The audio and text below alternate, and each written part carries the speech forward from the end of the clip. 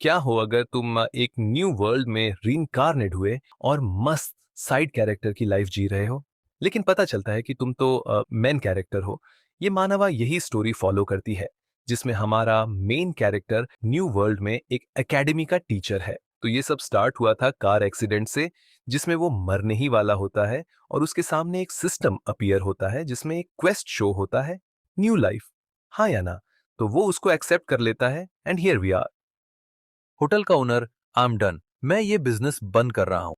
Night Chris के गले पर सोड टांग देती है और क्रिस वाइन की बोतल पकड़ लेता है। क्रिस का हाथ अभी भी बोतल पकड़े कांप रहा है। उसके दिमाग में कुछ भी सेंस नहीं बना रहा। वो तो बस नीचे आया है एक कॉकरोच से बचने के लिए। कमरे की टिक टिक क्लॉक से वो पूरी तरह इरिटेट हो चुका था और बस शांति से एक ड्रिंक चाहता है। तभी बारटेंडर का चीरफुल वेलकम आता है और उसके तुरंत बाद वो लोग दिखते हैं, शरीफ, टाउट और ब्रिट, ड्यूक ऑफ द नाइट्स और मेज टावर का हेड। ये लोग यहां क्यों हैं? तभी उसके दिमाग में एक डरावना वर्ड फ्लैश होता है, पेरेंट मीटिंग। नहीं, बिल्कुल नहीं। उसका पेट मरोड़ जाता है। ये बहुत सडन है। वो रेडी नहीं है। क्या वो उसे पहचान लेंगे? वो कोने में चुपचाप बैठा रहता है, उम्मीद करता हुआ कि कॉकरोच की तरह वहीं गायब हो जाए। अगर क्वाइट रहा तो शायद ये लोग चले जाए, लेकिन लाइफ उसे इतनी आसानी से नहीं छोड़ती।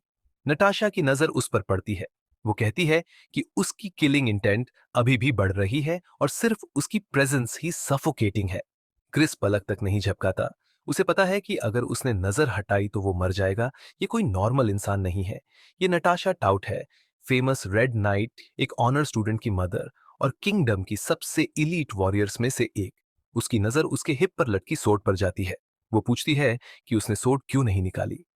क्या वो सिर्फ डेकोरेशन के लिए है? क्रिस पैनिक कर जाता है। उसने मेरी सोट कब नोटिस कर ली? उस ब्लेड को टोटल सिर्फ 3 बार ही यूज किया जा सकता है। वो अभी एक भी चांस वेस्ट नहीं कर सकता। तभी उसे समझ आता है, वो नाइट है। अगर वो पहले स्ट्राइक नहीं करेगा तो वो भी नहीं करेगी। गॉड्स का शुक्र है कि उसने जल्दबाजी में कुछ नहीं किया। चलो सिंपल रखते हैं, वो कहता है। ये वाइन रेड किंगडम की किसी भी चीज से बेटर है। वो शांत रहता है, कैलकुलेशन करते हुए, फिर बोलता है कि अगर उसने अभी सोड निकाली तो पूरा एरिया उड़ जाएगा और फिर कोई भी इस वाइन को कभी टेस्ट नहीं कर पाएगा। वो वेस्ट होगा। वो धीरे से एक एसआईपी लेता है और बोलता है कि अगर बारटेंडर ऐसे ही इतना सस्ता चार्ज करता रहा तो नेक्स्ट वीक तक बैंकरप्ट हो जाएगा। नटाशा हंस पड़ती है। वो कहती है कि ऐसे मोमेंट में सोड गले पर रहते हुए फ्यूचर की चिंता करना रिडिक्यूलस है। फिर वो ब्लेड शीथ में डालती है और परेशानी के लिए अपोलोजाइज करती है, प्रॉपर इंट्रो देते हुए कि वो नटाशा है, newly appointed red knight. Chris देखता रहता है, ये नोटिस करते हुए कि उसका टोन कितनी जल्दी चेंज हो जाता है। नटाशा कहती है कि अपने बिहेवियर को करेक्ट करना वीकनेस नहीं होता। वीकनेस वो नाइट होता है जो प्रोटेक्शन के नाम पर सिविलियंस को डेंजर में डालता है।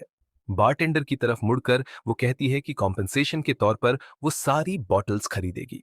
फिर क्रिस की तरफ देखकर बोलती है कि कुछ बातें हैं जिन पर उन्हें डिस्कस करना है। सेरिफ को बुलाती है यहां बैठने के लिए। क्रिस हिलता तक नहीं। बस यही है, वो सोचता है। ये रात खत्म नहीं होने वाली। तीनों उसके आसपास आ जाते हैं। ड्यूक सेरिफ बोलता है वो सिर्फ पानी पिएगा। ब्रिट वॉर्न करता है कि नटाशा जब पीने लगती है तो उसे कोई नहीं रोक सकता। आज तो प्रोटैगनिस्ट को कोई नहीं बचा सकता। बाद में वो बेड पर फैला पड़ा होता है, हाफ डेड फील करते हुए। वो धीरे से बैठता है, सिर पकड़कर नशे से लड़ता हुआ। समहाउ वो रात सरवाइव कर लेता है। जैसे ही वो अपने रूम में आराम करने जाने वाला होता है, नटाशा उसे रोक लेती है। वो कहती है कि उसे पता है वो एकेडमी लौटने वाला है और उसे बैग पैक करने को बोलती है। वो साथ में निकल रहे हैं, उन्हें जल्दी करनी है। वो एक्सप्लेन करती है, ये सब ड्यूक सिर्फ की वजह से है, जिसे सीवियर सोशल एंजाइटी है। उसने इंसिस्ट किया है कि वो सबसे पहले पहुंचे, लेकिन बस यही रीजन नहीं है। वो इतनी दूर सिर्फ पेरेंट विजिटेशन डे के लिए नहीं आए हैं। एकेडमी वाला इंसिडेंट असली वजह है। रूमर्स फैल चुके हैं।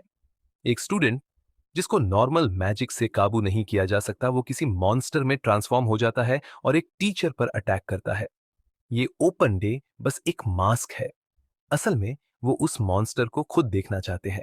क्रिस डोटॉन से बाहर निकलता है तो नटाशा उसे रास्ते के किनारे वेट करती मिलती है। शांत, ऑलमोस्ट चिढ़ती स्माइल के साथ वो कहती है कि वो कितना स्लो है। बोलती है कि उसका फेस भयानक लग रहा है और उसे अपना हाथ पकड़ने को कहती है। अगर चक्कर फील हो तो उस पर आराम कर लेना। क्रिस फ्रीज हो जाता है। क्या उसका बेवड़े का नाटक कुछ ज्यादा ही ठोस हो गया है? तभी ड्यूक शेरिफ पास आता है और दोनों क्रिस को उठा लेते हैं।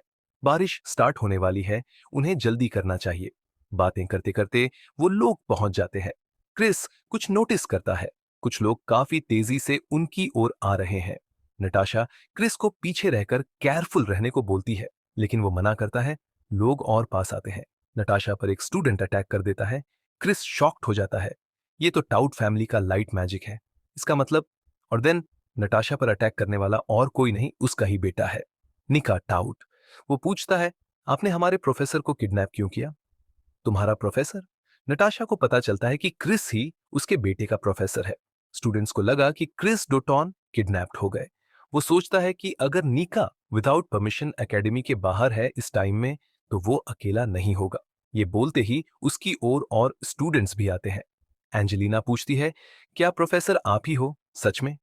ये सब देखकर वो थक जाता है और पूछता है, तुम एक्सप्लेन करो अपने आप को। स्टूडेंट अपना स्कार्फ हटाता है तो वो माइकल होता है। उसे भी प्रोफेसर की फिक्र थी। उन्होंने सोचा कि प्रोफेसर अपने स्टूडेंट्स को छोड़कर चले गए, तो उन्होंने डिसाइड किया कि वो प्रोफेसर को ढूंढेंगे। ये डायलॉग सुनकर क्रिस हक्का बक्का हो जाता है। क्रिस समझाता है कि तुम स्टूडेंट्स को ऐसे रूल्स नहीं तोड़ने चाहिए। जल्दी पॉइंट पर आओ।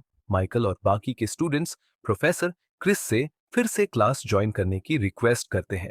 क्रिस अपने स्टूडेंट्स की बात सुनकर शॉक्ड हो जाता है। क्वेस्ट के अलावा ये लोग मुझे एक अच्छा प्रोफेसर बनाना चाहते हैं। क्रिस मान जाता है और बोलता है, तुम लोग मेरे लिए आगे प्रॉब्लम लाने वाले हो। चलो वापस एकेडमी चलते हैं। ये सुनते ही उसके स्टूडेंट्स बहुत खुश हो जाते हैं और तीनों पेरेंट्स प्रिंसिपल लिली के ऑफिस पहुंच जाते हैं। नटाशा बोलती है, सेमेस्टर के बीच में प्रोफेसर को लीव ऑफ एब्सेंस क्यों दिया? ब्राइट बोलता है, मेरे हिसाब से यही एक प्रोफेसर है जो मेरी ग्रैंड डॉटर को हैंडल कर सकता है। सिर्फ बोलता है, ये काफी रेयर होता है ऐसे इंसान को ढूंढना जो मेरे फैमिली लेवल का हो। क्रिस मन में पेरेंट्स को थैंक्स बोलता है, क्योंकि उनकी वजह से वो फिर से काम पर आ पाया। लेकिन वो घबरा जाता है कि उसे पता नहीं क्या पढ़ाए। बोर्ड पर लिखे खुद पढ़ो टाइटल को देखकर नटाशा इंप्रेस होती है। खुद पढ़ो, ये इसका कोई यूनिक स्टाइल है पढ़ाने का। ब्राइट बोलता है, ये तो कुछ ईस्टर्न मेडिटेशन प्रैक्टिसेस जैसा है। क्रिस को उनमें कोई इश्यू नहीं है, लेकिन उसके हाथों में एक प्रॉब्लम है। एंजेलिना काफी घबराते हुए स्टडी कर रही है। क्रिस को लगता है ये उसके डैड सिरीफ की वजह से है, जो वहां बैठे उदासी ले जा रहा है। लेकिन यही बंदा है जो प्रिंसेस एंजेलिना को प्रिंसेस बनाता है। एंजेलिना कांपते हाथों से बाथरूम जाने की परमिशन लेती है। क्रिस हाँ बोलता है। वो अपनी जगह पर खड़ी होती है, लेकिन अचानक उसे कुछ हो जाता है और वो नीचे गिर जाती है। माइकल उसकी मदद करने आता है। डैड सिर्फ सब देख रहा होता है और बोलता है, ये तो अजीब है, मेरी एंजेलिना इतनी नॉर्मल तो नहीं थी। वो वहां से चली जाती है। क्रिस देखता रहता है और सोचता है, क्या वो स्मोक करने गई थी? वो भी उसके पीछे जाने की सोचता है। नटाशा उसे रोकती है। प्रोफेसर, कहाँ जा रहे हो? अपने मेहमान को छोड़कर तुम नहीं जा सकते। क्रिस आज की क्लास ओवर करता है और सबको जाने को बोलता है। ब्राइट कुछ ड्रिंक्स पीने जाने को बोलता है। क्रिस दो दरवाजों के पास खड़ा रहता है। उसे पता है एंजेलिना इसी खाली कमरे में है। तभी उसके सामने एक क्वेस्ट कंप्लीटेड का रिवॉर्ड विंडो ओपन होता है, जिसमें उसे 3 रिवॉर्ड्स में से एक चूज करना है। उसे सारे रिवॉर्ड्स कंफ्यूजिंग लगते हैं, तो वो अपने कैरेक्टर के हिसाब से रिवॉर्ड पिक कर लेता है और दरवाजा ओपन करके देखता है। एंजेलिना अकेली रो रही होती है। वो धीरे से एक नाम बोलता है, अंदांटे सेरेफ। ये नाम सुनते ही वो शॉक्ड हो जाती है और पूछती है, आपको ये नाम कैसे पता? क्रिस बोलता है, मुझे पता था वो शॉक्ड होगी। अंडांटे एक लड़का है जिसका डेवलपमेंट देरी से हुआ, ताकि वो परफेक्टली भेज बदलकर अपनी छोटी बहन एंजेलिना बना रहे। जब प्रिंसेस का जेंडर रिवील हुआ था क्रिस की फेवरेट नॉवल में, तो कमेंट्स एक्सप्लोड हो गए थे। वो अपनी नॉवल की बात करता है, जिसमें सारे नॉवल के ऑथर्स को बुरा बोलते हैं। अपनी स्टोरी पर आते हैं तो प्रिंसेस का रियल नेम अंदांटे सिरीफ है। वो एक नाजायज बच्चा था, टैलेंट भी बस एवरेज था, इसलिए उसे सक्सेशन लाइन में साइड कर दिया गया। क्योंकि उसकी छोटी बहन एंजेलिना ज्यादा टैलेंटेड थी, इसलिए सब ने उसी का साथ दिया। लेकिन एक दिन एंजेलिना गायब हो गई। बहुत से लोग उसकी पोजीशन हथियाने की फिराक में थे, लेकिन ड्यूक सिर्फ किसी ऐसे व्यक्ति की तलाश में था जो उसकी नकल कर सके, न कि केवल एक और सक्सेसर। अंडांटे को उसकी शक्ल उससे फिजिकली मिलती जुलती होने की वजह से चुना गया था। ट्रेनिंग और ब्रेन वॉशिंग के एक बेहद दर्दनाक प्रोग्राम के बाद वो एंजेलिना सिरीफ बनने के लिए एकदम परफेक्ट हो गया। लेकिन किसी और की लाइफ जीना कभी आसान नहीं होता। नॉवेल के अकॉर्डिंग वो सीवियर ओसीडी से सफर करता रहा। एंजेलिना पूछती है, आपको ये नाम कैसे पता? मुझे नहीं पता आपको कितना पता है, लेकिन अगर मेरे डैड को पता चला तो आप भी गायब हो जाओगे। क्रिस को पूरी क्लैरिटी के साथ याद आता है कि जिसने भी अंदांटे की सच्चाई जानी थी उसे ड्यूक सीरीफ ने चुप करा दिया था। वो सीधा खड़ा होता है और बोलता है कि ऐसे लोगों के साथ हमेशा यही होता है, और क्या मैं तुम्हें ऐसा लगता हूं जिससे तुम बिगाड़ सको? वो हल्की सी मुस्कान देता है, क्योंकि उसके दिमाग में प्लान बन चुका था। शराफ फैमिली उन गिनी चुनी फैमिलीज में से थी जो ना डीमन किंग के साइड थी, ना होली एम्परर के, जो बिल्कुल उसके पोजीशन से मैच करता था। लेकिन सरवाइव करने के लिए उसे सुरक्षा चाहिए थी। वो अंडांटे की तरफ देखता है और उसका नाम साफ और जोर से लेता है, और अंडांटे डरकर उससे एंजेलिना बुलाने को बोलता है। क्रिस सॉफ्टली लेकिन जोर से उसे मना करता है और बोलता है कि अंडांटे क्लास 10 को स्कूल टूर्नामेंट में विक्ट्री तक ले जाना होगा। यही डील है, यही उनके ऊपर एहसान है।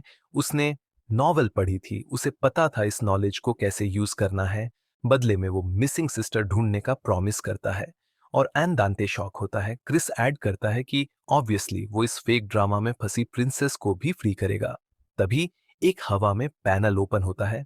Main quest, earth gods request 2N2, objective class 10 को अकादमी टूर्नामेंट में विंक्री तक ले जाना। रिवॉर्ड है 1 लकी चांस। फेल हुए तो डेथ, टाइम रिमेनिंग 14 दिन। बेडालिया अकादमी में होने वाला मिड टर्म एग्जाम एक स्कूल टूर्नामेंट होता है, जहां हर क्लास उसी ग्रेड लेवल की दूसरी क्लासेस के खिलाफ compete करती है, और जो क्लास जीतती है उसे एक ट्रॉफी मिलती है जिसमें एक रेड मना स्टोन लगा होता है, जिसे आई ऑन फ्लेम कहा जाता है। वही क्रिस्टल उसे रियल एंजेलिना ढूंढने के लिए चाहिए। नॉर्मली जीत बहुत आसान है, लेकिन एक ही प्रॉब्लम है। क्लास स्टूडेंट्स की तरफ मुड़ते हुए वो रिमाइंड करता है कि सबको पहले से पता था कि मिड टर्म एग्जाम टूर्नामेंट होता है। फिर दोनों हाथ डेस्क पर मारते हुए अनाउंस करता है कि इस बार सारे ग्रेड्स एक साथ compete करेंगे। अगर आसान होता तो रियल चैलेंज नहीं होता। उसे पेरेंट मीटिंग में ड्यूक शरीफ से किया हुआ प्रॉमिस याद आता है कि अगर ये टूर्नामेंट जीत गए तो मैं एंजेलिना ढूंढ लूंगा, लेकिन कंडीशन थी कि इन रिटर्न उसको अंदांटे को फ्री करना होगा। उसे ड्यूक की डाउट याद आती है, क्या मैं तुम पर ट्रस्ट कर सकता हूं? और उसके दिमाग में उसकी ओन रिप्लाई गूंजती है कि मैं वो प्रॉमिस कभी नहीं करता जिसे निभाने का इरादा ना हो। बाहर से क्रिस शांत था, लेकिन अंदर से वो ऑलरेडी टूट चुका था। उसने अस्यूम किया था कि सिर्फ सेम ईयर वालों से लड़ना होगा, लेकिन अब वो असम्पशन खत्म हो चुकी थी। निका ऑनेस्टली बोलता है कि उसके पास कुछ स्किल है, लेकिन अपर क्लासमैन को डिफीट करना अनरियलिस्टिक है। माइकल कॉन्फिडेंटली बोलता है कि अगर टीचर की विश पूरी करनी है तो वो सब कुछ देंगे। क्रिस की वॉइस रेजोल्यूट थी कि अब पीछे हटने का ऑप्शन नहीं है। एंजेलिना वादा करती है कि वो क्लास 10 को जीत की ओर ले जाएगी। दूर से क्रिस चुपचाप देखता है। उसे दिखता है कि अंडांटे कितना डेस्परेट है, लेकिन एक सवाल उसे हॉन्ट करता है कि क्या इतनी कम टाइम में वो इन स्टूडेंट्स को इम्प्रूवमेंट कर सकता है। वो फील करता है कुछ गलत लग रहा है। इस टाइम डोल्चे नॉर्मली अनोइंग होती, लेकिन वो साइलेंट थी। निका ने भी नोटिस किया और उसे कॉल आउट किया कि एंजेलिना को काल्म करे। रिस्पॉन्स ना आने पर उसने पूछा, क्या वो बीमार है? तब डोल्चे बोलती है, उसकी आवाज कांप रही थी, कि हर साल इस सीजन के आसपास एकेडमी में गोस्ट अपीयर होता है। निका कंफ्यूज होकर पूछता है, ये क्या बोल रही हो? डोल्चे आगे बोलती है कि पास्ट टूर्नामेंट्स में स्टूडेंट्स की डेथ की स्टोरीज है। क्रिस का एक्सप्रेशन डार्क हो जाता है। डैम इट, अगर डोल्चे गोस्ट्स की बात कर रही है तो मतलब साफ है, ट्विंस डेंजर में है। कुछ दिन बाद ट्रेनिंग फील्ड में क्लास 10 प्रैक्टिस कर रही होती है। निका घुटनों पर गिर जाता है। सांस के लिए स्ट्रगल करते हुए बोलता है, मैं नहीं कर पा रहा, ब्रेक चाहिए। एंजेलिना बोलती है, अभी 300 रेपिटेशंस भी पूरे नहीं हुए। निका बोलता है, ये ट्रेनिंग काफी इंसेन है और डॉल से कई दिनों से आई ही नहीं। उठो। एंजेलिना कमांड करती है, डॉल से की एब्सेंस तुम्हारी एफर्ट से रिलेटेड नहीं है। क्रिस साइड में खड़ा सोच रहा था, डॉल्से का ट्रेनिंग मिस करना सही नहीं लग रहा है। टूर्नामेंट के लिए फुल 7 मेंबर्स चाहिए, वो गैप अफोर्ड नहीं कर सकता था। वो विंडो फ्रेम पर उंगलियां और टैप करता है, कैलकुलेट करते हुए कि कितने मेंबर्स बचे हैं। अगर ट्विंस के साथ कुछ हुआ तो टीम टूट सकती है। उसे विंडो मैप में डॉल्से की लोकेशन दिखती है। वो गार्डन में पहुंच जाता है, जहां उसे ट्विन दिखती है जो कुछ ढूंढती सी घूम रही थी। बारिश पत्थरों पर जोर से गिर रही थी, भीगी बॉडी कांप रही थी और टूटती आवाज में विस्पर करती है, बना, तुम कहां हो? फिर और जोर से रोते हुए, गाबना। क्रिस पीछे खड़े साइलेंटली देखता है। तो र्यूमर सच है, गैबना अर्लाइट डॉल्से की ट्विन सिस्टर गायब नहीं हुई थी, वो बिना ट्रेस के गायब हुई थी। आर्लाइट ट्विंस अपनी जनरेशन की सबसे प्रॉमिसिंग मेजेस में से थी। गबाना बड़ी थी और 5 साल पहले डेड डिक्लेयर की गई थी, लेकिन क्रिस अब देख सकता था कि उसकी सोल कभी ट्रूली गायब नहीं हुई थी। वो तब से डॉल्से के साथ ही थी। बारिश डॉल्से के आंसू के साथ मर्ज हो रही थी। उसकी आवाज धीरे धीरे फेड हो रही थी। तुम कहां चली गई गबाना? यही बोले जा रही थी। क्रिस ने आंखें नैरो की। उसके ज्यादातर स्टूडेंट्स ऐसे घाव कैरी करते थे जिनके बारे में वो कभी बोलते नहीं थे, पास्ट के गोस्ट्स। और उसे पता था कि उसे एक एक करके उन गोस्ट का सामना करना पड़ेगा। वो आगे बढ़ा और बिना हेजिटेशन डॉल्से का हाथ पकड़ के, उसकी आवाज ठंडी थी, सिंपैथी से पूरी तरह स्ट्रिप्ड। एक्सप्लेन। डॉल्से ने ऊपर देखा। मुझे नहीं लगा था कि तुम ट्रेनिंग स्किप करके मुझे ढूंढने आओगे। मुझे नहीं पता था कि तुम्हें केयर है। क्रिस का एक्सप्रेशन बिल्कुल नहीं बदला। गलत मत समझो, ये तुम्हारे बारे में नहीं है। वो घुटनों पर गिर गई। अगर मैं नहीं तो फिर क्या? उसके अगले वर्ड्स ने उसे स्टन कर दिया। तुमने गबाना का सोलस्टोन कहां खोया? डॉल्से की आंखें चौड़ी हो गईं, फिर एक छोटी सी स्माइल के साथ बोली, इंप्रेसिव। मुझे हमेशा पता था मेरा टीचर अजीब है, लेकिन ये एक्सपेक्ट नहीं किया था कि तुम सेंस कर लोगे। क्रिस ने जवाब नहीं दिया। सच ये था कि वो कुछ सेंस नहीं कर पाया था। उसे बस इसलिए पता था क्योंकि उसकी पास्ट लाइफ थी, ओरिजिनल स्टोरी। उस स्टोरी में डॉल से ही थी जिसने प्रोटोगोनिस्ट को ढूंढा था और सब रिवील किया था। गबना की डेथ से पहले उसने अपनी सिस्टर की सोल को हाई ग्रेड मैजिक क्रिस्टल में सील कर दिया था, जिससे गबना की स्पिरिट दुनिया से एक सीमित रह सके, लेकिन एक कॉस्ट के साथ।